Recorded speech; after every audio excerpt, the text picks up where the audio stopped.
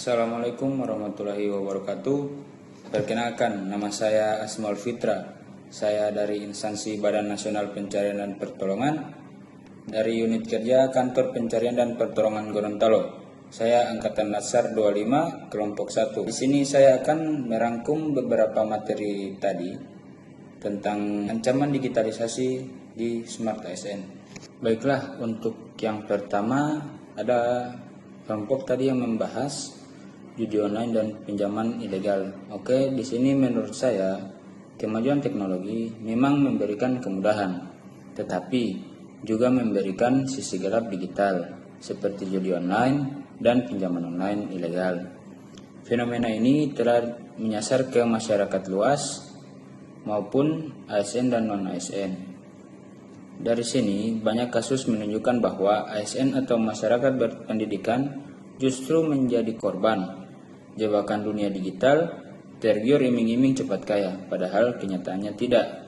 Justru kita yang akan cepat miskin. Namun akhirnya mereka terjerat hutang di mana-mana. Akibatnya integritas ASN bisa terganggu. Tekanan ekonomi dapat memicu perilaku menyimpang, bahkan penyalahgunaan jabatan. Disinilah peran Smart ASN diuji. Seorang Smart ASN tidak hanya pintar menggunakan teknologi, tetapi pintar juga memiliki literasi digital yang kuat untuk mengenali dan menghindari risiko-risiko digital. Pemerintah bersama lembaga seperti OJK, BSSN, Kominfo, dan Kepolisian perlu terus memperkuat dan pengawasan serta edukasi digital. Karena ancaman terbesar bukan pada teknologinya, tetapi pada orang yang menggunakan teknologinya. Oke, yang kedua, ada kelompok yang membahas tentang kebocoran data pribadi ASN. Di sini, kebocoran data pribadi itu sering dengan transformasi digital, hampir seluruh pegawai mengalami itu. Sayangnya, banyak sistem digital pemerintah belum memiliki perlindungan yang memadai.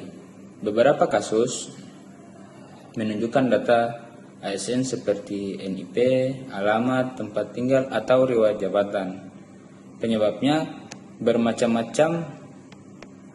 Yang pertama, lemahnya sistem keamanan cyber. Yang kedua, kurangnya literasi digital pegawai. Yang ketiga, kelalaian dalam menjaga kerahasiaan akun. Padahal data ASN bukan sekedar data informasi pribadi, tapi aset negara yang harus dilindungi.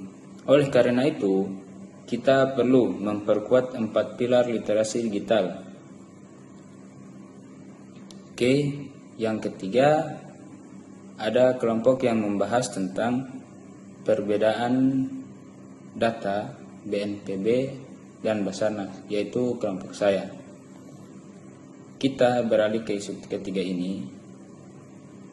Dari dua instansi pemerintah ini memiliki pelaporan jumlah korban yang berbeda. Sekilas tampak sepele, tetapi hal ini menunjukkan masalah serius dalam integritas data pemerintahan. Mengapa hal ini bisa terjadi? Karena sistem pelaporan antar instansi belum terhubung secara terpadu. Adanya perbedaan metode input, kurangnya koordinasi, dan belum adanya digital yang kolaboratif.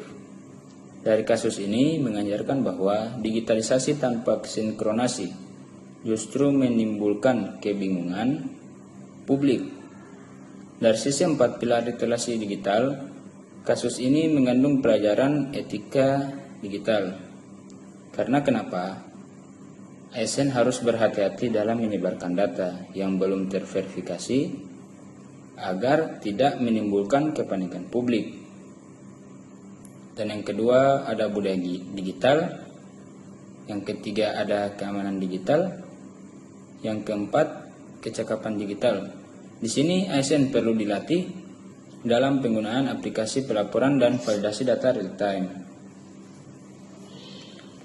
Dengan memperkuat keempat pilar tersebut, informasi publik bisa menjadi cepat, akurat, dan terpercaya, bukan sumber disinformasi.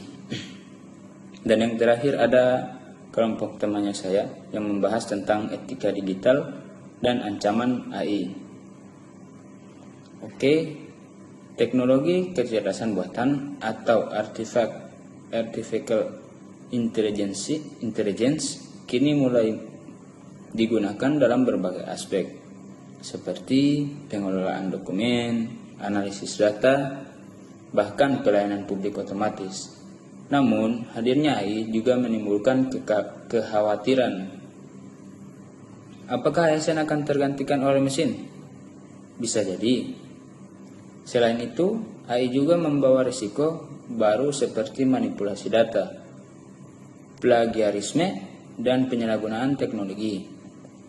Jika ASN tidak mampu beradaptasi, maka kita akan kehilangan relevansi di era digital. Oke, baik, sekian dari ringkasan singkat dari 4 kelompok tadi. Apabila ada kesalahan dari saya mohon maaf. Assalamualaikum warahmatullahi wabarakatuh. We are family. Afiknam Jagat Samagra.